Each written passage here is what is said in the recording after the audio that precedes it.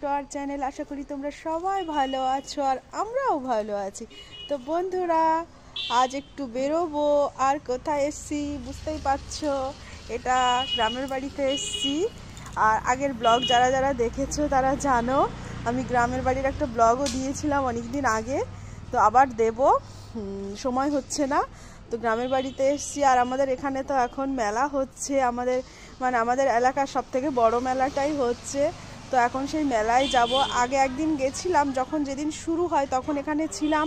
তো একদিনে বেশি ঘুরে দেখতেও পারিনি, প্রায় ট্রেনের টাইমও হয়ে যাচ্ছিল বলে বেশিক্ষণ ঘুরতে পারিনি। 1 ঘন্টা কি তার কমের মধ্যেই, তার আগেই ঘুরে চলে এসেছি। কিচ্ছু কেনাকাটা কিচ্ছু করতে পারিনি। তো চলো মেলাতে যাই আর যতটা সম্ভব তোমাদের শেয়ার করব। তো চলো আর কথা না বাড়িয়ে, এমনিতেই বিকেল হয়ে গেছে আর সন্ধেও হয়ে গেলে আর কিছু রাস্তা দেখাতে পারবো না। আর মেলায় যেতে যেতে রাস্তার দুধারে অনেক রকম দৃশ্য দেখা যায়, তো দেখাবো। আর এই যে দেখো আমাদের গ্রামের বাড়িতে আগে ফসল দেখিয়েছিলাম। তো কি বলো তো, এখন আমাদের চাষবাস খুবই কম হয়, যা করে সব জমি জমাগুলো সব লোকেই করে। আর ওই যে ভাগ যেগুলো পাওয়া হয় সেগুলোই ওরা দিয়ে যায়। তো আমাদের উঠান যেহেতু বড়, তো আমাদের উঠানেই যারা চাষ করে তারা এরকম ফসলগুলো আনে। তো দেখো আমাদের এখন মটরশুঁটি উঠেছে, আর কদিন বাদে ডাল হবে এটা থেকে। এই দেখো এই মটরগুলো, ছোট ছোট মটর। তো এইগুলো শাক খাওয়া যায়। তো এগুলো শাক খাওয়ার জন্যই ভালো লাগে আমার কাছে, শাকের জন্যই ভালো লাগে। আমাদের বাড়ির উদ্দেশ্য কি বলতো, শাক খাওয়ার জন্যই লাগানো ডালের থেকে। এত মটর শাকটা এত ভালো লাগে। তো এখন শাক হয়েছে, কটা ফল হয়েছে এই যে। তো এগুলো মেশিনের সাহায্যে করা হবে, তারপরে ডাল হবে। তো বাড়িতে আসলে এগুলো ভালো লাগে, ফসলগুলো বেশ ভালো লাগে। ছোট থেকে দেখেছি, তো অনেকদিন বাদে এগুলো দেখতে আমার খুবই ভালো লাগে। আর এটা কি বলতো, যখন মেশিন আসে তখন মেশিনে পেশা হয়। তো চলো আর এগুলো না বলে মেলায় যাই।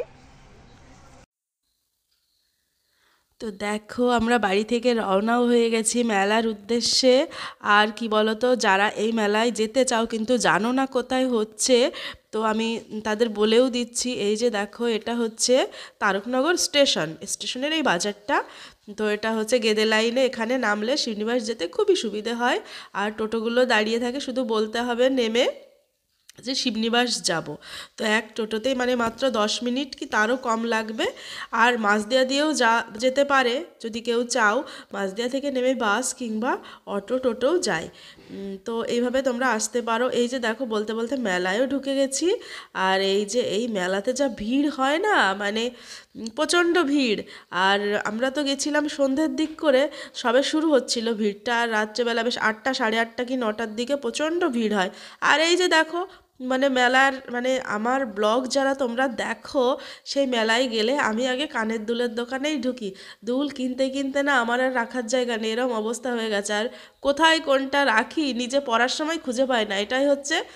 তো তোমাদের দাদাভাই বলে যে এত কেন, কিন্তু যখন বেরোও দেখি ওই সোনার ওই যেটা কানে অল টাইম পরে, ওটা পরেই সব জায়গাতে চলে যাও।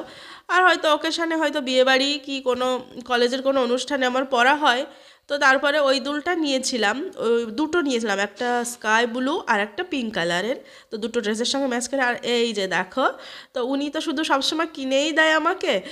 তা উনি তো বাবার বড় ভক্ত। তা আমি বলছি, দেখো এই মালাগুলো খুব সুন্দর লাগছে, তুমি একটা নাও। গলায় ও সবসময় রুদ্রাক্ষ পরে, তো হাতে ওটা ব্রেসলেটের মতো পরার জন্য ওকে আমি কিনে দিয়েছিলাম। তো বলছে হ্যাঁ খুবই সুন্দর লাগছে মালাটা। তো তারপরে দেখো পাশে একটা ছিল, ওই যে দেখো ম্যাও। তো আমি ওই ম্যাওটা দেখে ওই দোকানে গেছিলাম, যে একদম রিয়েল দেখতে। তো ওরকম একটা আমাদের গাড়িতে বাঘ আছে, তো ওটা গাড়ির মধ্যে থাকে। তো তো আমার শ্বশুরবাড়িতে ওরকম বিড়াল আছে খুব। শ্বশুরমশাই বিড়াল পুষতে খুব ভালোবাসে। তাও আমি বলছি যে চলো একটা বিড়াল নিয়ে যায়। আর আমার হাজব্যান্ড বিড়াল দেখতে পারে না, বলে কুকুর ভালো লাগে, ওর কাছে বিড়াল ভালো লাগে। বলছে হ্যাঁ, বিড়াল কিনে নিয়ে কে ঘর ভরবো, নিতে হবে না। তারপরে আর নেওয়া হয়নি। তারপরে ওখান থেকে ছোট্ট একটা কার্টুন নিয়েছিলাম, কার্টুনের সফট টয়েসের, তোমার ওই পোকেমন। তারপরে এই যে দেখো আবার ঘুরে ফিরে চলে গেছি সাজুগুজুর দোকানে। ওই দেখো, তারপরে ওখানে একটা চুড়ি দেখেছিলাম, কিন্তু কাছে গিয়ে আর ভালো লাগেনি। আর একটা কথা বলি তোমাদেরকে, এই যে দেখো, তো এই দোকানটাতে গেছি আমি। তো বলছি কি বলো তো, এইসব কথা মনে পড়লেও খুব মানে অবাক লাগে। গেল বছর কি তার আগের বছরে, হ্যাঁ, দেখবে তোমরা ব্লগটা দেখেছো কি না, আমি এই দোকান থেকেই একটা শিব ঠাকুর কিনেছিলাম।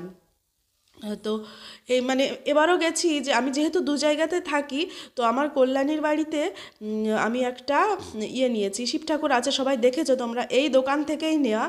আর এই যে দেখো, এই বাচ্চাটা এসে আমাকে টিকা পরিয়ে দিল।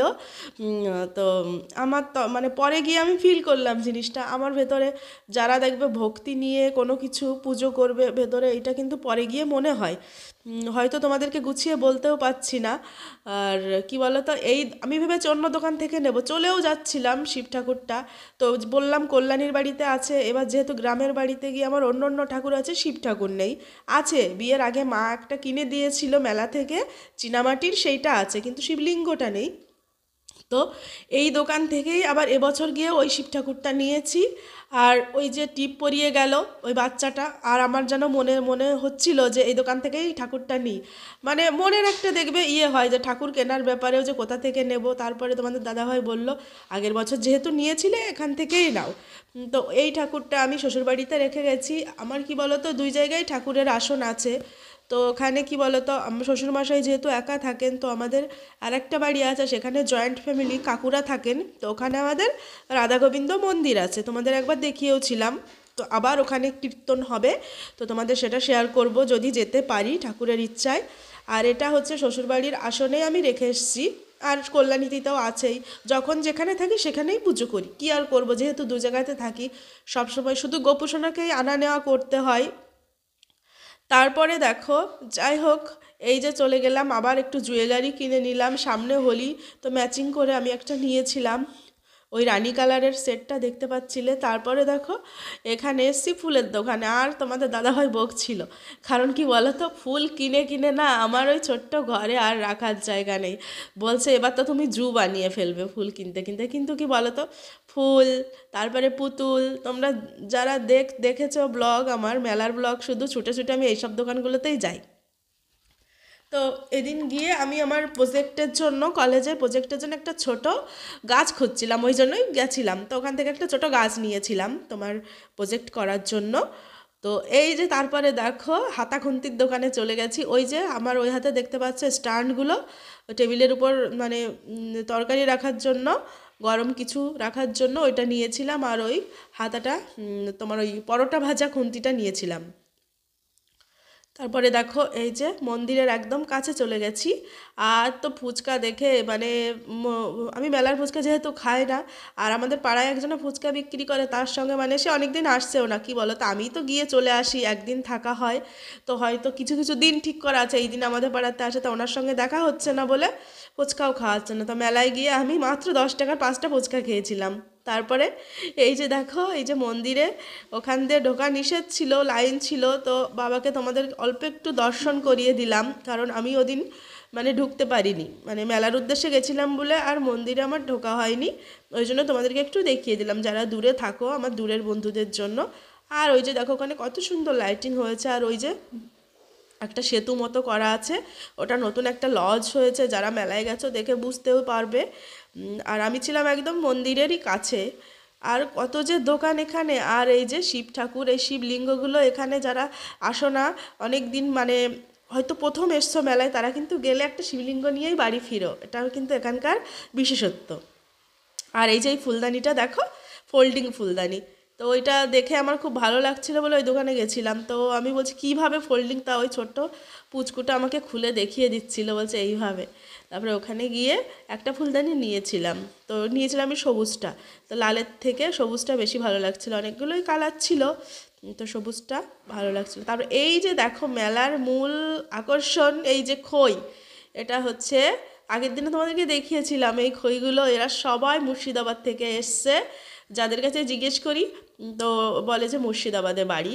আর অরিজিৎ সিং তো আমার মানে খুব ভালো লাগে, জিয়াগঞ্জে বাড়ি। তো এনাদের সঙ্গে সেই কথাই হচ্ছিল যে একদম কাছেই ওনাদের বাড়ি। ওই যে দিদিভাইটা কি দারুণ খই ভাজছে, ওনার সঙ্গে কথা বলছিলাম যে মুর্শিদাবাদ আপনারা কোথায় থাকেন। তো ওখান দিয়ে আমরা যাতায়াত করি মাঝে মধ্যে, ওইদিকে গেলে, গাড়ি নিয়ে গেলে ওখান দিয়ে কিন্তু যাতায়াত করি, তাই জিজ্ঞেস করছিলাম। তো তো যাই হোক, এই দেখো কত সুন্দর ইয়েগুলো খইগুলো হচ্ছে। আর আজ এ পর্যন্তই, আশা করি ব্লগটা তোমাদের ভালো লেগেছে। নেক্সট জল ঢালার ব্লগ আসছে, তো খুব তাড়াতাড়ি সেটা শেয়ার করব। ততক্ষণে তোমরা ভালো থেকো, সুস্থ থেকো, সাবধানে থেকো, টাটা বাই বাই, আবার দেখা